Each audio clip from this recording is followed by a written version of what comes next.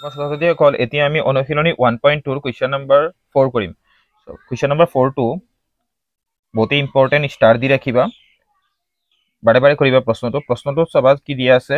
দিয়া আছে গসাউ 306,657 equal 9।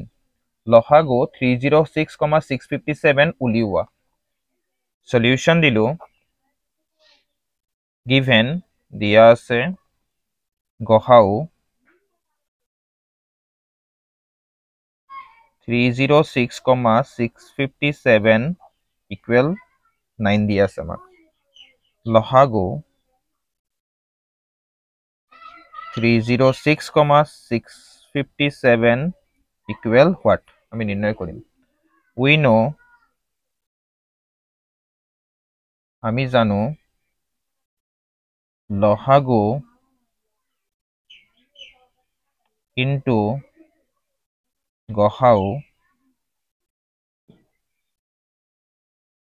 Equal আমি কি জানো লসাগু ইনটু গসাউ ইকুৱেল সংখ্যা দুটাৰ গুণফল। লসাগু ইনটু গসাউ ইকুৱেল সংখ্যা দুটাৰ গুণফল। সংখ্যা দুটাৰ গুণফল।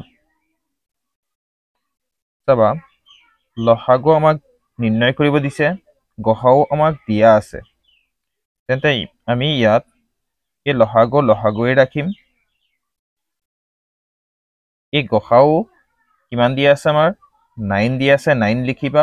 আৰু সংখ্যা দুটা আমাৰ হল 306 আৰু 657। ইয়াত লিখিছো আমি সংখ্যা দুটাৰ গুণফল।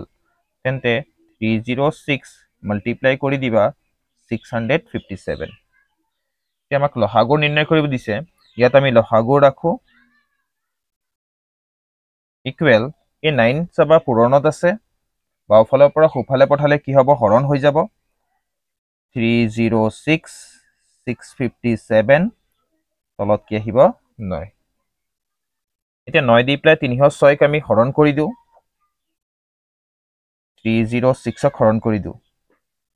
9 3 গুণ হল 27, নামিল 3 36, 9 4 গুণ হল 36 হল।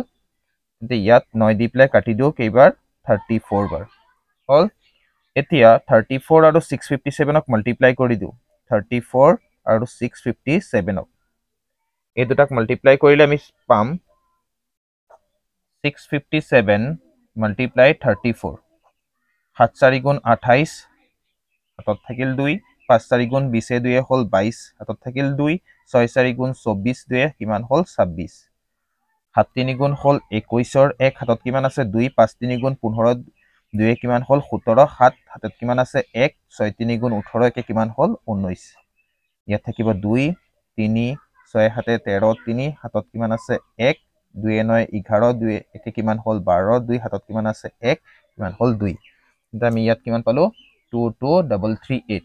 ইয়াত লিখিম 22338। এই হল আমাৰ নিৰ্ণয় লসাগু। এতেকে নিৰ্ণয়